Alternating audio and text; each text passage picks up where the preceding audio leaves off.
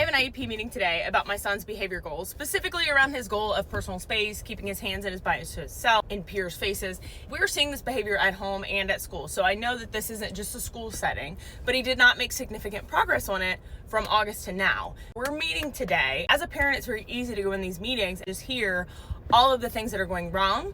These are things that I'll be asking, and this is how I prepare for these types of meetings. Typically, I would ask for a draft in advance of the meeting, what they are going to recommend, any information I need to know ahead of time. But they have kept me in the loop as far as little things that have happened throughout the year. I've gotten messages from the teacher. They're very good about that. So I kind of know what's already going on. Don't know what they're going to propose. I probably should have asked for that. I usually would, but it sounded to me, based on the way they contacted me about having this meeting, this is kind of a collaborative meeting of they might be asking what I recommend that we do.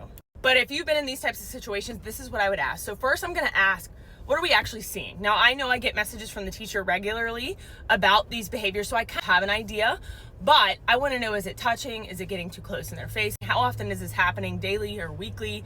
Because no progress doesn't mean anything without actual data. The next thing I'm going to ask is to see the data. How are you tracking this? Is it written down daily or just remembered when they do progress reports? Now, again, the teachers are sending me messages, so I do believe they're tracking regularly, but are we tracking it consistently in a way that we know what time of day this is happening? If there is something happening before this is happening, something that might be prompting this behavior. And then also digging into, again, is this during transitions? Is this sensory overload? Is this during group work? Because if we can find a trigger, we can find a solution.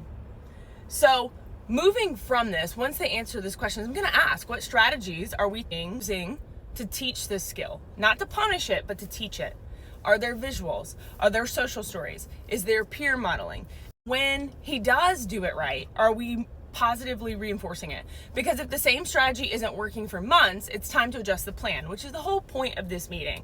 I'm just trying to prepare you and empower you that asking questions does not get you in trouble, right? My goal isn't to call him out, it is to make sure he's supported. If your child isn't making progress on a goal, it's not your fault, and it's not necessarily their fault or the school's fault either. It just means the system or the strategy needs to change. And that's exactly what I'm showing up asking for today. And I think that's why they're having me come in to ask today. So if you're a parent, speak up. You are the expert on your child.